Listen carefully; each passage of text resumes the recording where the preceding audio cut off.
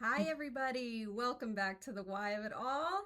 I'm here with my beautiful and lovely co host, and it has been 3 whole weeks since we've seen each other. It's been a hot minute. I know. So, we're It going to do has. just an easygoing, unprepped episode and catch up. Yeah, hmm this is catch up. But before we go into all of that, I have a challenge for you. If you are watching us right now on, I don't know, let's pick YouTube today, do us a favor right now before you forget and go down and hit the follow. No, wait a minute. It's subscribe on YouTube. Subscribe on They're YouTube. all different. Yeah. Why are they all different? Why must they confuse us that way? Subscribe. Everybody just needs to get on the same page. If you're watching us on YouTube, hit the subscribe button and you can tinker with the little notification bell and make your settings and all that. But if you're here, especially if you've watched our show before, hit the button. And if you hit the button, not only is it the very best way to support our show, but it means that you get notified in the future when we have new episodes coming out. So that's my challenge for you today. Hit the button. And we release episodes every Wednesday. Yeah. So just keep that in mind. But if you do as she said, all's good. She said. And while we're at it and we're talking about followers and subscribing and all that kind of stuff, Gina and I would like to give a very special shout out to Ornella. Oh, Ornella, can we just say, we just love you so much. Ornella is, would you say Ornella's our number one fan? I feel like she's in the top 3 for sure. At least. Top 3 fan. And she is just the best. She is such a supporter. And we just appreciate it so much. We appreciate you so much. Thank you from the really bottom. just amazing. Ornella goes out of her way to share our episodes and share the clips and share everywhere. And we just love you and appreciate you so much. So we were talking about it earlier before we hit record. We were like, we need to give Ornella a shout out. Thank you, Ornella. You're the best. You're a doll. You're the best. Yeah. So what do you want to talk about? Let's talk about the last 3 weeks. Yeah. Haven't seen you. You want to go first? Sure. Catch me up, girl. Oh my God, I went to Vermont. Yeah. I went to Vermont. Yes, I'd never. Amazing trip. I saw the pictures. It was an amazing trip. If you follow me on Instagram or Facebook, you saw the pictures. I flooded.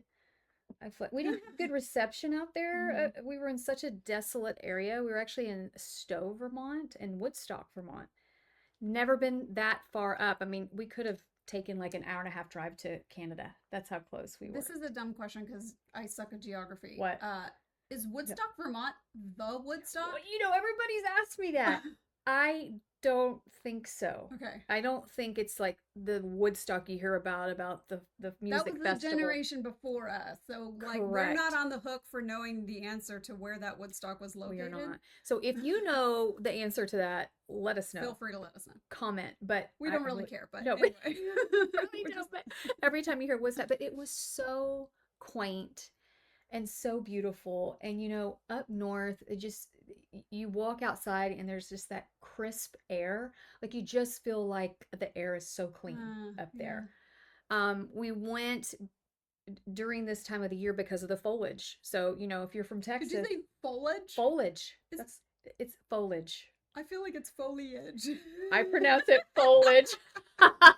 I pronounce it foliage. I actually like that. Really? So you say foliage. Well, that's how it's spelled.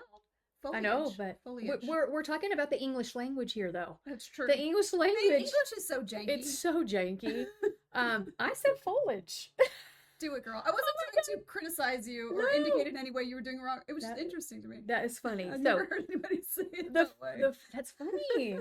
The first 2 weekends of October is when the foliage is so pristine. And so, I mean, again, we live in Texas, so we don't really get a fall per se. We don't get color change here. It's still like fucking 90 degrees outside right now, and it's the middle of October. So, I mean, I took so many pictures of red leaves and orange and yellow, and it was beautiful. It really was. You saw some pictures. Yeah. So it was nice just to check out, just to be in a different environment. We stayed at a beautiful resort, and we just chilled out, took hikes and ate great. It was great. It was lovely. It was lovely. It was nice. So anyway, that's kind of my biggest fun thing that happened the last few weeks. Was it a good reset for you? Did it feel like a good restorative? It was. It really was. But it's like when you go with several people, we talked about this. Like I'm actually innately an introvert. And so for me to recharge my batteries, I need to be away from people. Yeah. And so and the women I went with were lovely. I love them all. They're fabulous. They're fun. They're all easygoing and chill. We all get along. But like after 4 or 5 days, it's like it was so nice to just come home, be quiet, be in my own little house, do my weird little habits that I don't want to do in front of other people, right? And so anyway, it was great. I would say it was a little bit of a reset and much needed. Much needed. So you're going somewhere soon. Yeah. You're going up north too. In a couple of weeks. Yeah. Wow. Me and my husband and our daughter, we are going along with my sister and her boyfriend and my dad and stepmom. We're all going together to Buffalo, New York to watch a Bills game. Have you ever been to Buffalo? One other time to watch a different Bills game. Right. That was in 2019. So my husband is from Buffalo, and that he is a diehard, bleeds red, white, and blue Bills colors. Yeah. Buffalo Bills football fan. Like when I met him, he was like get really angry and throw things at the TV kind of football fan. You calmed him down since then? Yeah. He still gets a little loud, doesn't he? He No, gets feisty. he really is so like balanced now. No, he'll get a little sad if they lose. Sure. But back then, a decade ago, they always lost. Okay. And he was just mad all the time during football season. Okay. And now that the Bills are actually good, yeah, he can handle it. If they lose, he just doesn't make that big of a deal. But also, I think it helps that he has a daughter now, so he has to display emotional self-control and not be freaking and throwing shit. And he can't make her upset. But you know what's really awesome? What? So she's 10. He's turned her into a little football fan. They watch the games together. He's teaching her how to understand the game. Well, don't you watch it too now? Okay? I'll watch the Bills game once a week, sort of half-ass watch it. Like I'll be in the room, but on your phone too. I'm not whatever. Screaming and throwing things. Yeah. But he's turned her into a little fan, and she understands the game. So we're all going to go with a whole big family trip together to Buffalo, hoping that I don't freeze to death. It's a night game in Buffalo. Like right now, I think the lows are in the low 50s, so that's not that big of a deal. But in another couple of weeks, it could really go down. So my daughter is hoping for snow. I'm hoping for unseasonable warmth. So go prepared. You know what you need to bring? Bring some hand warmers. I 100% am already on top of all awesome. Of that. I've got feet warmers. I've got hand warmers. I also am just going to have to borrow warm clothes because we live in Texas and it doesn't get that cold here. And I really don't own anything that's not layers. You should have told me I have a great jacket. I should have told you. I could have brought it. Yeah. But that's still a possibility. So anyway, I'm looking forward to that trip. That's going to be really fun and probably much needed. I'm hoping that maybe there's a little bit of an emotional reset in there. Sometimes just getting out of my own space and all of that. Yes. I need that. I think you do. I think, well, when was the last time y'all took a vacay? It's been a hot minute, right? I feel like. Or did y'all do something this spring? We went to Florida for the spring. We went to Clearwater. That's right. Florida. That's right. But we didn't do a summer trip this year. You didn't, which typically you do. Part of it is the new puppy and all of that. It's kind of hard to take a trip with a new puppy. It's been hard trying to figure out what we're going to do with her while we're gone this time. But anyway, I can just kind of launch into what's been going on with me since the puppy makes a good segue.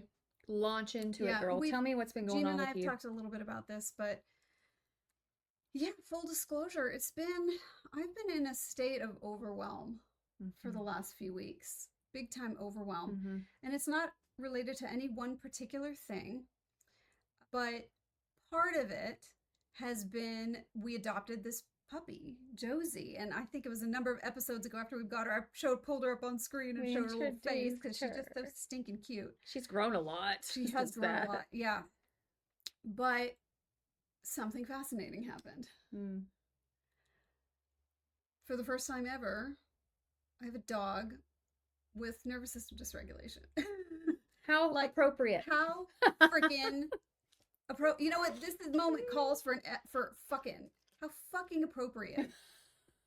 are you right now? Of all of the hilarious universe has a good sense of humor, simulation winking at me shit, we ended up adopting a dog, and we got her pretty young. She was only like 12 weeks old, and Yeah, we got she her, was and teeny. we thought, if we adopt a rescue dog that's still such a tiny little puppy, like, she's not going to have that much baggage. Oh no, she got baggage, y'all. She got baggage. She got baggage. Mm. And so it's been this incredible kind of eye-opening moment of her being a mirror for me. You said that. So it was sometime this past week where I've been reading a lot about how to help a dog with anxiety. She's got anxiety. I've had dogs my whole life. I'm really big into dog training. I've got a pretty good amateur foundation for dog training, because all the dogs I've ever had were large breed, working breed dogs, and you can't not train dogs like that. So here I am doing all the obedience work, and she's good with that. But if she's freaking out on our walk at something that she thinks is super, super scary, there's no amount of obedience that's going to get through to her in that moment. Correct. Just like when someone, a person is in a panic attack, you can't be like, what's wrong with you? Stop panicking. Right. Go sit down on the sofa and have a glass of water. Right. Or it's not just, like that. Do something else. It doesn't work that way. Correct. When your nervous system's freaking out, there's no getting through in terms of obedience for a dog. And so I've been reading and researching and YouTube universitying, everything I possibly can to help this dog. And one of the things that I came across was there are just like with humans, there are tools that you can implement to calm your own nervous system. We've talked about breath work. We've talked about meditation. And going for yoga and vitamin D, walks in the woods, and all kinds of different tools that people can use. There are tools that you can use for dogs. And the first number one that they all recommend is doing a vagus nerve massage. Well, we've even talked about the vagus nerve. Oh, yeah. We talked about some breathwork exercises and some focal exercises and things that you can do to stimulate the vagus nerve, which is in charge of the parasympathetic rest and heal response.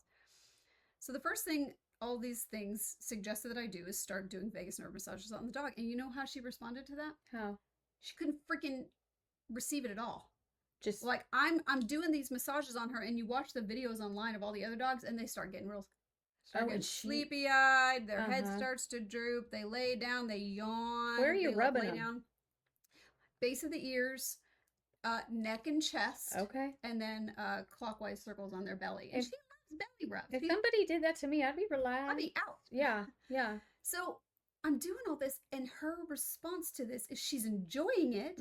She's happy. She's rolling over on her back for me to rub her tummy and rub her chest and everything. But she can't sit still. She can't relax into it. She's squirming all over the place. She's trying to lick my hand. She's got her happy face on. She's like, but she's squirming everywhere. She's wagging her tail. She's all wiggly, like she cannot relax. And you know what my first thought was when the thought hit me? Yeah. This dog cannot freaking relax. Me too. I just had an epiphany. Same girl. Same. I just had an epiphany. Do you think, and we didn't talk about this yesterday, but just hearing you talk about it, do you think that this new family member that energy is bleeding onto you? I think it's a two-way street. Do you know what I'm saying? Right. I mean, but she came to us this way. So when we first got her, she was this way. I just didn't quite understand it. Right. But I'm saying, I know she came into this, but now that she's under your care and your watch, do you feel like that nervous energy is, it's both? Yeah, okay. The answer is yes. Okay. So it is. And I was doing okay. I was doing better than I was, say, back at the end of last year. But I've been having, when I said I've been overwhelmed lately, and it's not just any one thing. There's been a lot going on, and so I've been feeling overwhelmed for a while. And I think her anxiety is affecting me because I'm the one doing the training and dealing with it and taking her on the walks multiple times a day. It's on just because of my husband works and my daughter goes to school. Correct. So of course it's on me. And you're the better trainer out of the three of you. I mean, So yes, it's bleeding on me because it's really freaking stressful when you're walking down the street. Anybody who's got a reactive dog knows the feeling of when somebody else is walking up the street with their dog and your dog freaks the F out. Yeah. Barking and growling and all that. So it's like, I've never had to deal with that before. Right. I mean, I've had 75-pound Doberman pinschers that were just everybody's BFF. Right. And I never had to deal with reactivity before. So yes, it's stressful. She is doing much, much, much better since how she was when we first got her. So there are signs of improvement. But I was feeling very overwhelmed because I was doing the best that I could with what, you know, YouTube University, watching Instagram videos, which is not the whole picture. Nobody gives away all of the sauce, you know, on their videos. They want you to pay for their services. Anyway, yes, I do think her anxiety is affecting me and amping up my anxiety. And it's probably also going the other way around as well. Oh, yeah. The dog needs you to be the calm, assertive leader. And I do my best in every single moment with her to step into that, to like do a reset on myself before we do any training sessions and step into calm, assertive. But anyway, what's really more relevant to this is me having the awareness that she showed up in our life as a perfect mirror to me and where I'm at. And I couldn't stop myself from just being like, in this moment where I realized like I'm doing something to support her that should be creating a relaxation response, and she can't freaking relax. And I was like, same girl, me too. So that's been an important awareness for me lately of just, and it's a reminder that this is a journey. This healing journey is that journey. And I'm not all the way where I want to be just yet. And I think that's okay. It just is what it is. It's just a statement of facts. And it's a reminder that in some cases, maybe I took my foot off the gas too soon. Maybe I was feeling better, and so I took my foot off the gas with certain self-care things that I'm reminded now. Okay, I can't take my feet off the gas just yet. But it's like we talk about this, and we've had this conversation before, but it's like when you're where you're at right now, just emotionally, mentally, all that, like I remember us talking about this, it's like you know what the tools are, but it's like you don't want to use them, right? Right. It's like there are certain moments where, because overwhelm is the dominant feeling, it's like adding more to my plate right now, even if it's stuff that's good for me. It feels cumbersome. It feels like adding more to my plate. And you know what? I heard myself say something a second ago. I said, I'm reminded that I can't take my foot off the gas. And what I was referring to was the self-care stuff. But you know what?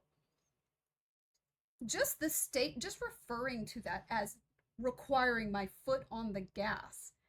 Well, first of all, it's an indication that my thought process in regards to self-care stuff and doing what I need to do to calm my nervous system is backwards. It shouldn't feel like gas. It should feel like an honoring of me and a relaxation, number one. Be something you look forward to.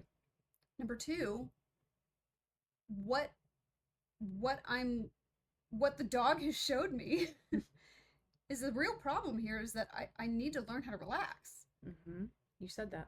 And don't take my foot off the gas is the opposite of that. So here I am just self-reflecting in live in real time, having this awareness of words that came out of my mouth that don't match actually what it is that I want to create here. Yeah. You want to actually take your foot off the gas. That's what I need to do. Off what you're... I need to let go of things. I need to relax. I need to... Yes. I need to take a break and take a time out. Yeah. We need to think of like a phrase that you can use when you like a positive, like let chill go. The fuck out. Chill the fuck out. I mean, that's not very nice. No. But I don't want to tell you to chill the fuck out, but like I could like be your little person in your life that says, I know what the phrase is. What? Do you guys remember What About Bob? Do you remember the movie What About Bob? No. Oh, it's so good. Okay. Is it Bill Murray? What About Bob? I think I've heard of it, but Bill Murray? God, I'm screwed. I'm so bad at this. Like, I can always think of a movie, but I can never think of the actors' names that are in the movie.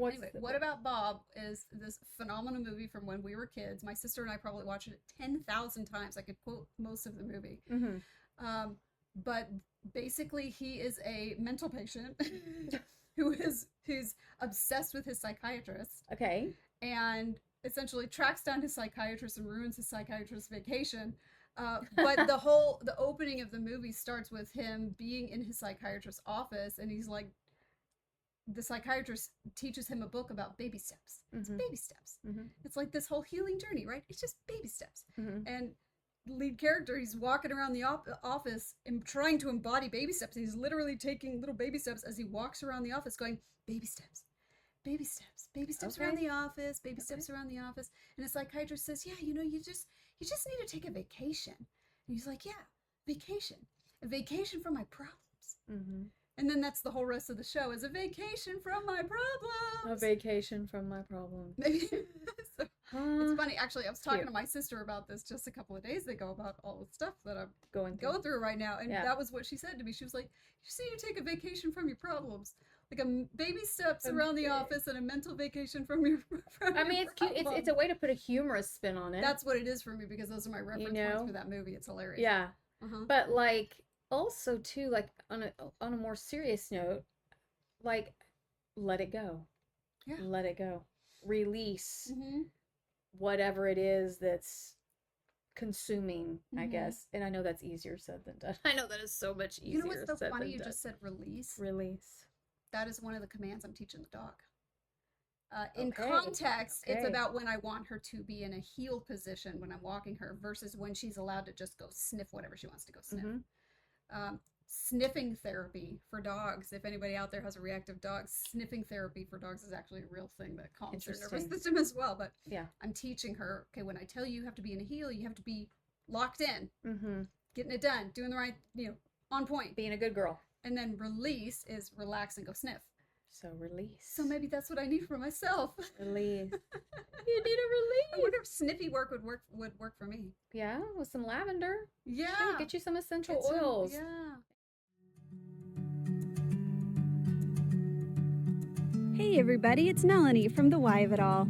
You guys already know Gina and I are passionate about healing mind, spirit, and body. And that's why we're proud to be sponsored by a brand whose passion for wellness runs as deep as ours, Tulip Blooms. Tulip Blooms is a family-owned American small business that handcrafts a variety of small batch premium skincare products, such as their original flagship product, Rainfall. Rainfall is a luxurious, lightweight face and body lotion made with soothing aloe vera and a powerhouse blend of cold-pressed botanical oils like jojoba, rosehip, and evening primrose. Rainfall is my go-to daily body lotion. I love that it's made with only the highest quality of pure, clean, natural ingredients. There's no synthetics at all, and it absorbs quickly, delivering lasting hydration without any greasiness. There are many scents to choose from, even unscented, but my favorite is rose geranium.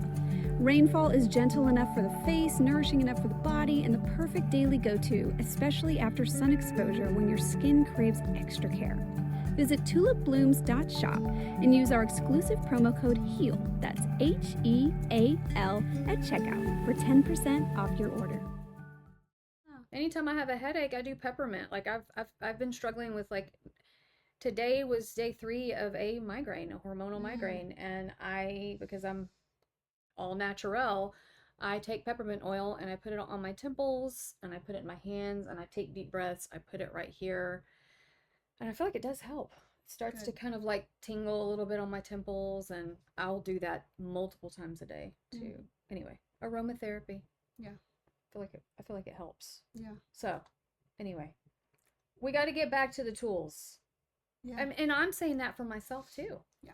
I'm saying that for myself too. It's so easy to get off track with that stuff because we put ourselves last. We put, especially with kids and responsibilities, and in your case, a husband, and keeping the home, and like it's a whole thing. Like it's not for the weak.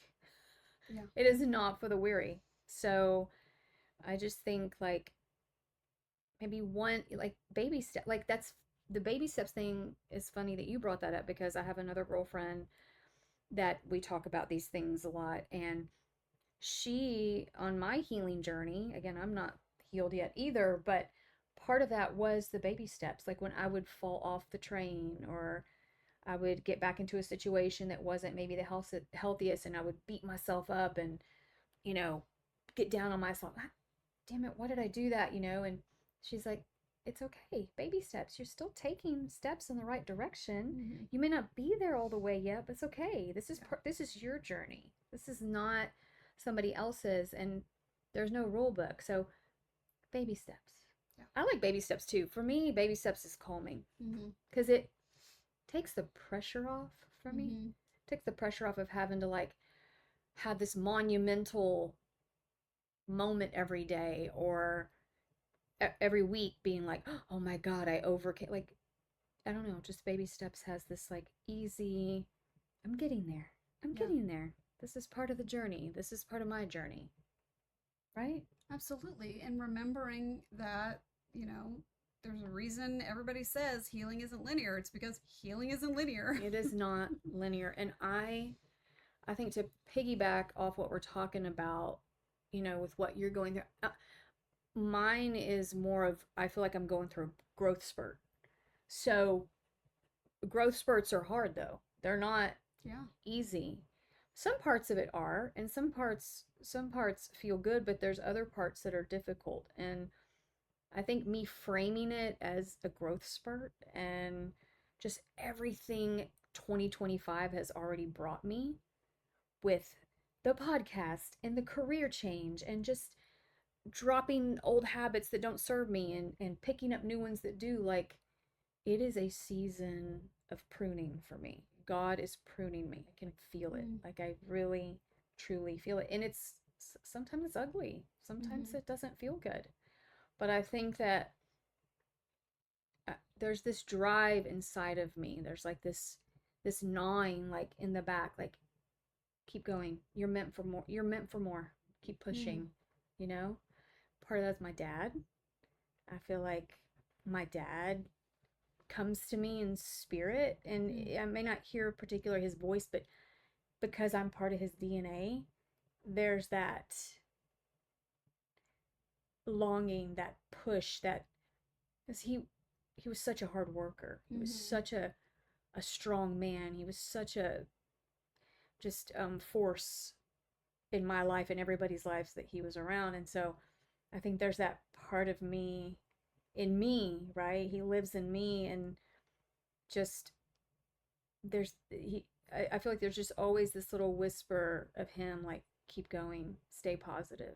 I mean, I've got his writing tattooed on my forearm, stay positive. So anyway, that's just I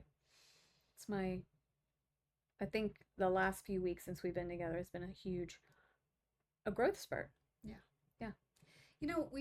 When we first started this podcast, part of our reasoning for it is that we've lived these parallel lives where we're going through similar stuff, but it's usually a different flavor of the similar pattern. There's also times where we're going through something that's invoking similar emotions, but it's opposite. There's like an inverse to it, right, but they're reflective of each other. Right. And what you were just talking about was feeling this push, like, keep pushing through, striving and growing and and keeping the foot on the gas. And what I'm feeling is a deep recognition that it's time for me to stop pushing so hard, because that's all I've ever done. I heard myself say something the other day that I've said 97,000 times. I use it it's literally a point of pride for me, and always has been, of I have never half-assed anything in my entire life. I've only ever whole-assed everything. I mean, that sounds great. It sounds great on the surface. Yeah. But what it essentially, the truth behind it is, it means that I have only ever demanded absolute perfection of myself. Correct. I've only ever pushed myself as hard as I could on every single thing that I've ever endeavored to achieve. Which is a high expectation. I'm fucking exhausted. You have to be. I would be too. And I was having a bit of a meltdown with my husband the other day. Just boo-hooing my eyes out about how I'm exhausted. I'm not exhausted about any one thing. I'm just exhausted in general. Mm-hmm. And that's like I said a minute ago, like I used the puppy thing as the latest example of something that is adding to current overwhelm. Mm-hmm. But there's a bunch of other things going on simultaneously in life, and the exhaustion isn't coming from any one of those things or even a combination of those things. It's sort of just like exhausted in general as a state of being from pedal to the medaling Pushing my entire adult life.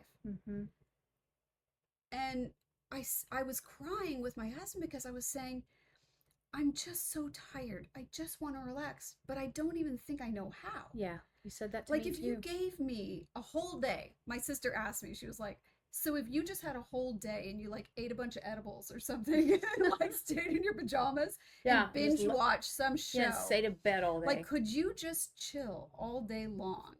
And I said, I don't think I could. Like what'll happen is that when I do have a free day available to do nothing, and everyone else in my house is doing nothing, like we so value our do nothing lazy days, like we were talking about with Dee on the interview we just did. Talking about, you know, she gave us a correction. Instead of calling it a lazy day, calling it, what does she call it? Rest day. A rest day. It's not a lazy day. When I have a rest day available, do you know how it goes? How does it go? I'll sit on the sofa with my family for 10 minutes before I start getting twitchy. And I got to jump right back up and I'll be like, oh, I should go water the plants. And I'll spend an hour, I have a lot of plants. I'll spend an hour watering all my plants. And they'll be, okay, now I'm going to go relax for the rest of the day. And I'll go sit back down on the sofa, take my shoes off, I'll get comfy in the blankets. And 10 minutes later, oh, I forgot, I meant to go do this other thing. And that's how it goes. It's not like there's no shame. There's no guilt. There's no me feeling like, oh, I need to be doing all these things. I need to be doing the things. Like the things need to get done and I need to do them. There's no judgment or shame or guilt in there. It's almost like it really is just a nervous system thing. It's like, I can't relax, just like my dog. Interesting. And it's like, I don't know, there's a part of me recently that's like, maybe I need to just take a step back and simplify my life and just focus on developing the skill, the art of being calm and relaxing. And there are some beliefs and some point of views that I'm going to have to let go of in that, because I've always had the point of pride of never half-assing anything. I've had a point of pride of, I am a very effective person. I get shit done. I think you make that part of your identity. Sure. And letting go of that is not going to be easy for you, because that's what you've done all of your adult life, like you said. So, you know, and I was reading something the other day that really hit me. I'm gonna have to paraphrase because I don't remember exactly what it said, but it was something along the lines of, what if you could stop needing to be impressive? And I don't remember exactly what that quote was referring to, but it really hit me because it brought up something I'd never considered before. As someone who has grown up with since a child, like debilitating insecurity, and as an adult, I'm in the process of overcoming that, and I'm a more confident version of myself than I ever have been. But maybe that's where the overachieving came from. What if the overachieving is I'm saying what if as if I don't know that is what it is, but the overachieving comes out of insecurity and needing to prove. Correct. So what am I trying to prove? I'm trying to prove what a badass I am. I'm trying to prove how smart you are, smart I am, and how a hard worker you are. Exactly, and that I can get shit done, and I can always, I can be the accomplisher. Right. And everything I touch, I do well. Which is true.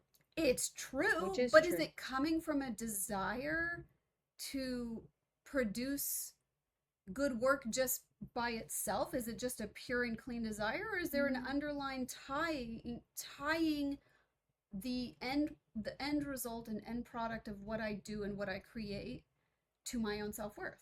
I think yes. I think if the fact that you're asking that question, it's kind of a rhetorical question. Like, but you recognize that. What if I don't need to be impressive? What if I could just relax? Yeah. Take a back seat. What what if truly owning the truth of who I am, and I'm going to say that, and then I'm going to present that as a question for you to consider and everyone in our audience to consider. I believe that the truth of who I am is love. At my deepest core, as a fractal of God, love. Innately is love. Does love itself in its purest vibrational form need to impress anyone? No. Or is it just love? It's just love. It's just beingness. It's just pure. And so I'm just being reminded lately about how I must not truly be embodying the truth of who I am as much as I think I am, as much progress as I have made in overcoming like the outward projection of insecurity. Right. And being able to embody a greater level of confidence, not being so cognitively judgmental about myself as I used to be, not like self-flagellating and everything. I've let go of a lot of shame and guilt, but have I fully, truly stepped in to the love that I be, capital B, capital E? If I'm still pushing myself to the point of exhaustion because I need to be impressive. And I don't know how true that statement is, but it sure fucking resonates. I think there's some truth there. Yeah. I think there's some. It may not be 100% where I'm at now, but it's certainly there. But I think just the fact that you're saying it out loud and that you're reflecting on it and that you're aware, you know, because people around you can tell you all day long, right? Chill out, relax, let go with the flow, you know, until you yourself at your core have that realization. It doesn't matter what anybody else says or thinks or whatever, right? It's so to me, this is part of your healing. Sure. The fact that we're having this conversation right now and you're going, hey, maybe I'm not actually operating at the level of just being and being okay with just being and knowing that you are loved and you are cherished and you are appreciated and you are valued. And having that for myself. That's what I'm saying. Yeah. Yeah. You know, and the whole thing about, you know, can't sit still, right? Can't relax. Well, that's a nervous system thing. For sure. But what is the nervous system doing when it's stuck in that state of sympathetic overdrive, fight or flight response, where you just physically can't relax? What is that? Well, it's because your nervous system's trying to protect you because of something that you're afraid of. There's a fear fight or response flight. there. Well, I don't know. Let's just play with it.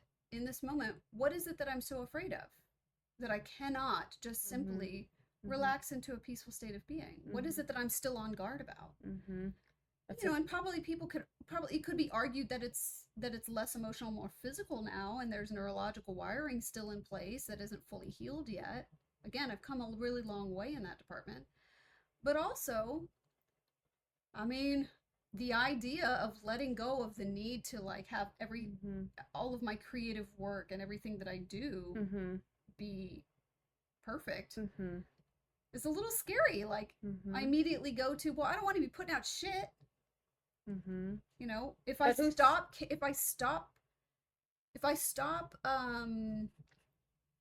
micromanaging myself all the time. You think it's going to be shit? Would it be shit? No. I don't. Maybe I'm telling you right now, it won't be. I'm telling you right now, you're not capable of producing shit. Yeah. You just have to believe it. Yeah. I know it. Yeah. You know what I mean? Yeah. Anyway. So this is all just what's coming up for me lately, and it's not something that I have mentally processed through completely. No. And I could change my take on all of it in the blink of an eye. And next time we have an Unprepped episode, we're going to do an update on this and see where we're at. Listen, maybe I'm perimenopausal, and this is all just hormone shit. You brought and up I'm having trouble controlling my emotions in the state of perimenopause. I don't know if that's true. I should get my hormones tested. But also, we're all going to go through it. As women, we all go through the change. I also don't necessarily just chalk it up to a physical thing like that and just use that as an excuse. No, I think there are some emotions and beliefs and some unhealed shit that still exists that is just simply coming up and being reflected back to me in life. What I can do is be very, very grateful for the experience in showing me that there's still room to grow. Absolutely. Instead, and not be mad about it. I'm not mad about it. I'm not even actually judging myself about it. You shouldn't. It's just sort of like, oh, this doesn't feel very good. Yeah. Well, who says growth is going to feel good all the time? It doesn't. It doesn't. Yeah. It hurts. But like as a human, I get mad when I go from feeling really good Yeah. to like not feeling good again. I get really mad about it as a human. Of course. And that's fine. And then, but at least I can have gratitude for myself that this isn't a shame thing. No. It's just No. okay. I'm This just observing what's going on with me, and that I'm being shown that there's still more room. And you know what the beauty is of our podcast is that one day, however many years from now, we're going to look back on this episode, October 18th of 2025, and you'll be able to look back at this conversation and go, wow. Like, I can't wait till you can look back, or both of us can look back and be like, can you believe we actually felt that way back? Like when we're more evolved and we're more healed and we're, who knows? I think it's going to inspire incredible gratitude for whatever that now moment is that we're in, wherever we're at there. Yeah. Yeah. Mm-hmm. Yeah. Good stuff. Good stuff. Like really good stuff. Yeah. Yeah. Are we good? I think we're good. Anything else? No, I don't think so. Well, thanks guys for riding the waves with us. Yeah. Yes. Thank you for riding the up and down. This is life. I talked to a lot of people, and I know that there are a lot of people right now that are struggling. Absolutely. For all kinds of different reasons, but it almost kind of feels like vibrationally on planet Earth right now, we are in such a state of upheaval. And it's happening on the macro collective level, but it's happening individually with each of us right now. I feel like we're all being guided towards transformation and change, and all the shit gets stirred up. But I will say, and you've said it before we close, but I will say that being grateful for where we are on this journey and also helping, I know for myself, to put things in perspective. Like, yeah, some of the things I'm going through are uncomfortable and hard and whatever, but like I always put it in perspective. There are people out there going through so much worse things and conditions and mental disease and physical disease, and like I feel like I am blessed beyond measure with my health, my family's health, my friends' health, like, you know what I mean? And so my child's health. So I don't know. I just always try to look at the glass half full, and be appreciative for the ups and downs, right, that we're going through, and just to stay in that vibration, and be grateful for this journey. Well, and knowing that every uncomfortable moment is simply moving you in the direction of growth. Absolutely. We don't grow when everything's hunky-dory. We stay right where we're at because it feels good. Yeah. But when we have these uncomfortable moments, we have the opportunity to just sit in it and be in the shit of it and think about, oh, this sucks and it just sucks all the time and I just hate being here. Or you can reflect. Yeah. And you can ask questions and you can consider how this experience is serving you. And also to feel these feelings and let them move through you and not feel like, what is it? It's always like, don't make decisions based on your emotions. Like, feel the feelings, feel it, let it move through you, and then once you can sit and look back, then you can make those decisions or make those moves in your life, whatever that looks like. But still honoring the feelings, but just knowing that they're gonna leave, they're gonna come and go. Yeah. Right. Yeah. So and that everything is happening for us, not to us. God, your inner being, however you want to refer to it, is always providing you opportunities to help you expand into who it is that you're meant to become. Yeah. We're on our way. I love you. Dips and all. Linear dips. Roller coaster. We'll get there. We're getting there. Thanks for riding along with us, guys. Yeah. If you have enjoyed this episode, if it has resonated with you, if you're over there on your side of the screen going, same girl, same, please go down and hit the little like button. That helps us more than you know. It helps us grow. It helps the algorithms show us to other people.